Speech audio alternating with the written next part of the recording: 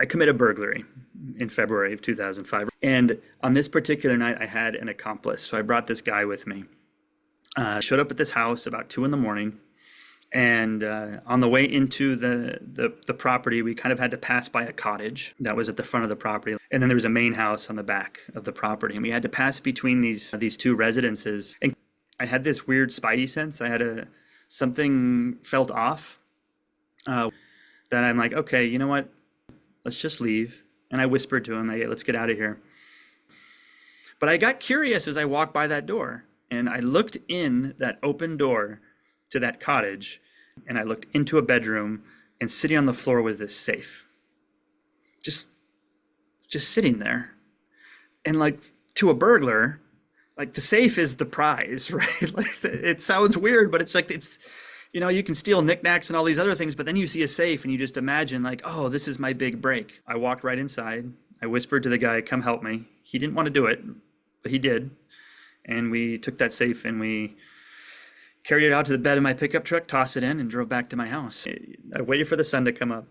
And so I basically spent a bunch of time cutting a corner of the door open. And eventually I pried open the door enough that I could reach inside. The first thing my hand made contact with was kind of like squishy, and it was soft. And I pulled it out, and it took a moment to figure out what it was, but I realized it was a diaper. And so thinking that maybe someone had taken something like maybe fragile or breakable, and that for some reason they were using the diaper as the protection, I opened it up to see, and no, there was nothing hidden inside. But it was definitely a wet diaper. So I reached back into the safe, and I found another one and another one. There was, 3 or 4 of those heavy soiled diapers inside. I dug around a little bit more, and then there was this memory card, like a memory stick that you would put into a camera. So I remember I lit up a cigarette, and I put the memory card into the computer tower. I remember like lots of little photos kind of streaming across a window on the screen. And so I clicked on one. I clicked on the first one. And I'm not going to describe, what I saw, but I wasn't entirely sure what I was looking at when I first looked at the first photograph.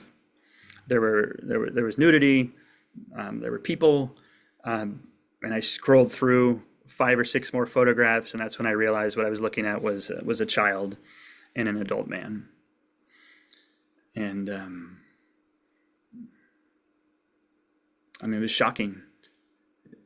I knew stuff like this existed in the world, right? Like, I know things like this happen. I just never imagined I'd be sitting at my desktop computer with it on my screen and essentially knowing potentially who the person is who's doing it. So I knew something had to happen. I wasn't exactly sure what that something would be, but I knew I had to do something about it. Like, I didn't ask for this, but I'm going to have to figure out a way to turn them in.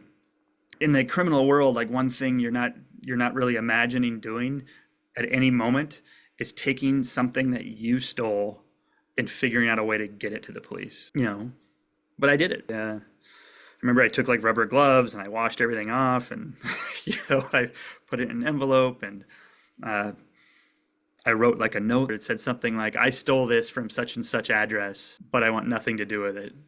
Please remove this animal from the streets. And I wrote on the outside, please deliver to the police department, graphic photos, something like that, just to kind of stress what was going on. And I dropped it off in the mailbox.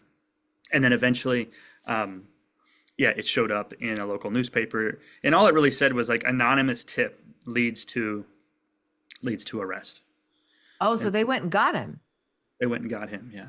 I just kept burglarizing, and eventually got arrested a couple of months later. And the cops that arrested me that night were the very ones that I used to be relatively friendly with.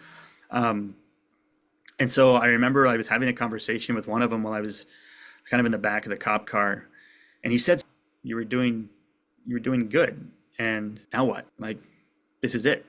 Like, they knew my record. I'm going to face life in prison. And I did what most lawyers would tell you probably wasn't a good idea. But I said, well, at least I gave you Aitken. And that was the guy's name. I said that to the cop. And that kind of like piqued his interest a little bit. And so I guess they called their sergeant and a detective and all this other stuff. And so the detective that had been investigating me asked me if I would be willing to have an off-the-record conversation about the contents of the safe. And so they essentially asked me, like, how did it make its way to the police department? And I told them, and what was inside the safe, and I told them the same thing. And they kept it off the record, and they booked me into the county jail. And I was originally booked on 4 counts of possession of stolen property. And so I was facing 100 years to life. I knew when I went to court that my criminal history will have caught up with me, and that I would be going into jail. And I knew that it was going to be to face the rest of my life there. And so I remember the morning of April 22nd, 2005. I knew I was getting ready to go to court, and I got high one last time. I smoked pot, but it was enough to give me the courage to go to court. And I remember standing in front of that judge in the courtroom, and the DA said, "Your Honor, Mr. Hahn's facing, at the moment, 100 years to life in prison. He should not be out on bail. He's a flight risk." And the judge ordered me remanded into custody. And the bailiff was kind of taking my property list, and he kind of looked up at me, and he's like, "You knew this was going to happen, didn't you?" And I said, "Yeah." He's like, "Why did you come to court?" I said, "Because I don't have any fight in me. I don't have anything left, you know?" And in a way, like, that is like that's the first stage of my surrender day. You know, my first wake up in jail on April 23rd. That's my sobriety date. But that was like my first surrender. I was facing the rest of my life in prison. It didn't feel like things could really get any worse than they were, right? But you know, I was in such a dark, painful place. And what ended up developing is that the prosecutor who was prosecuting Aitken for the molestation charges, she came to visit me with my lawyer in the county jail. And I had a conversation with my lawyer first, and he basically told me, like, look, she wants you to talk about the safe. She wants you to talk about what's inside, turning it in, all that other stuff. Don't talk about actually stealing it, though.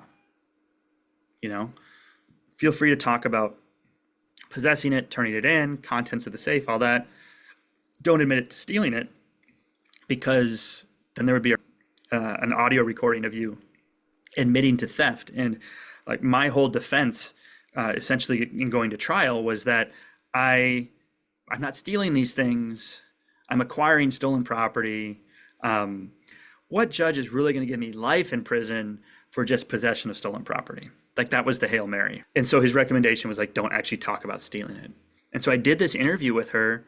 And, you know, she began by saying, the reason we're interviewing you is that they have filed motions to have the photographic evidence thrown out in court. And that if the evidence can get thrown out in court, there's a possibility that he walks free. It was essentially hinging on the fact that the photographs had been acquired through the commission of a crime. And what the district attorney was essentially saying to me here is that if there's proof that the crime wasn't committed by law enforcement, then the evidence will be able to stand. We need the person to admit to having stolen it, is basically what she said. So she went through this whole thing. So they spent some time verifying the fact that I was the person, and essentially asked me, you know, did you steal the safe?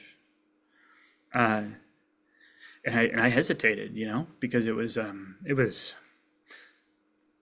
another moment. Like, it was like one of these.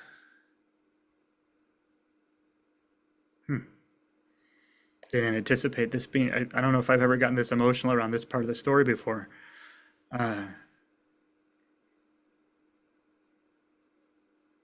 It was an opportunity to do something right.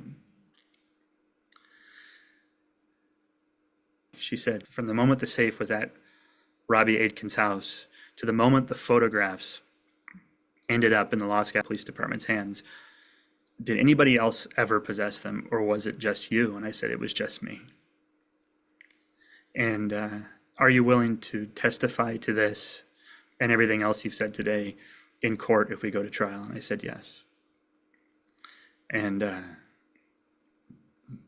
she turned off the recording, and she basically said, I don't know what's going on with your case, but if you're convicted and when you're sentenced, I will be a witness on your behalf, because what you've done today is a good thing, but that's all I can offer you, you know? and she went away. And I remember my lawyer said something to me that like always strikes me. He's like, "That was gold." That's what he said to me. And I'm like, "What do you Wait, mean?" your lawyer wasn't upset that you basically admitted to stealing it? Nope. Because Wow. what I realize, or the way the way I reason about it today, is that as my lawyer, he could not tell me to admit to the crime. But as a human, he knew what I needed to do there, you know? And so a number of months later, as Aitken's case kind of continued to progress, someone from the local newspaper was showing up to the court hearings for him. And that district attorney, as far as I know, maybe they knew each other, her and the reporter. And so he came and interviewed me while I was in the county jail, and he published it in the local newspaper, the story of the safe. And he certainly framed it a particular way. He titled the article "Risking a Life Sentence to Save a Child." That helped me out. It ran front page Sunday back when things like that were important. And eventually, I was offered a plea bargain. Eventually, the district attorney decided not to seek a life sentence with me and offered me a plea bargain. So that's what's happened.